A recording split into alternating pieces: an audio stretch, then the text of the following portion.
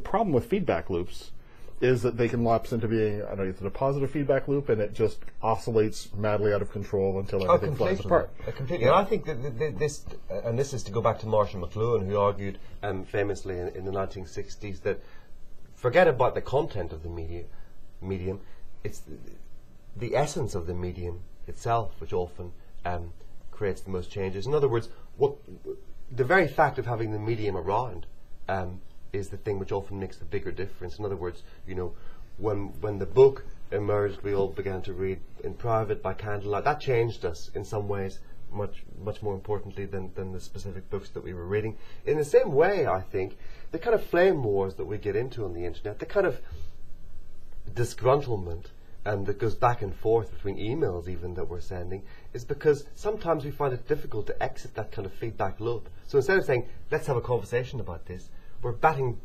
things back and forth, and that can often spiral into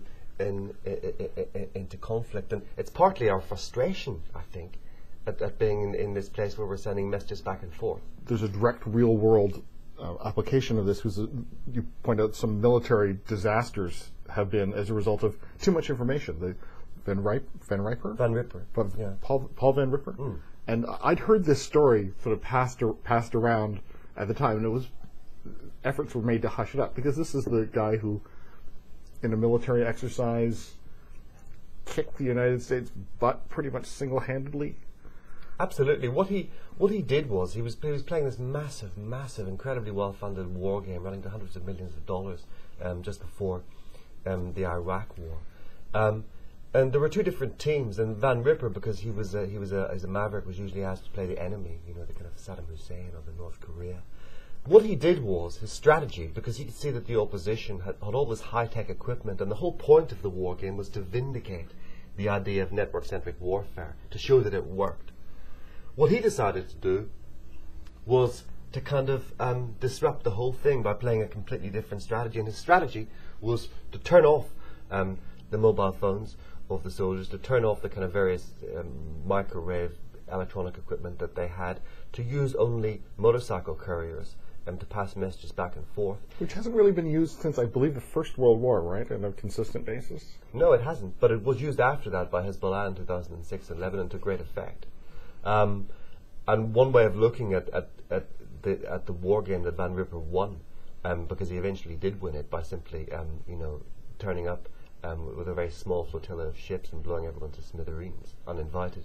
One way of looking at that was that if the Americans had actually paid proper response to his victory, they just simply tried to fiddle the figures. It happened again in a war game in 2004, exactly the same thing. If they paid proper attention, it might have saved some lives in Iraq. Just as importantly, it might have advised the Israelis that if they were going to prosecute a war in 2006 against Hezbollah, it would be the wrong thing to do to rely too heavily on high-tech equipment and so-called smart soldiers who were existing on this electronic information loop, where they would be incredibly dynamic and smart. In the end, they all got lost, these soldiers, and they weren't quite sure where they were headed.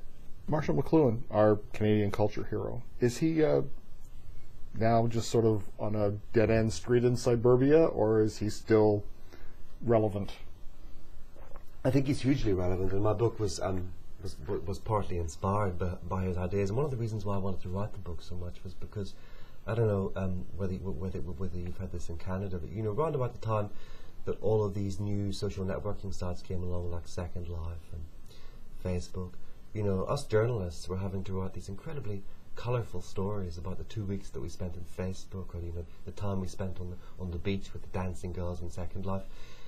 Deeply dull places to be often, especially as a journalist, simply biding your time for an article to write. But the point was, we'd invested these places with the most garish, colourful metaphors, the information superhighway, the beach on Second Life. And what I learned from Marshall McLuhan was that, forget about the content. What's much more interesting is the medium. What's much more interesting than all of those places is people sitting in the spare room pressing buttons and responding to feedback, and what that does to them. So I learned a lot from Marshall McLuhan about the importance of the medium over the message. The problem, as I see it, is that once again, ideas like McLuhan's have almost become a self-fulfilling prophecy, or at least they've reached their reductio ad absurdum. We've arrived in a kind of society where the medium or a focus on the medium has so far overwhelmed the message that there is no message left. So we Twitter with no reason to Twitter, absolutely nothing to say, but we're so impressed by this shiny new medium that we think that, it must be able to do something. A fascinating book. Well done. Thanks very much. The book is Lost in Cyburbia, How Life on the Net Has Created a Life of Its Own. I've been speaking with the author, James Harkin, and Lost in Cyburbia, published by Knopf Canada.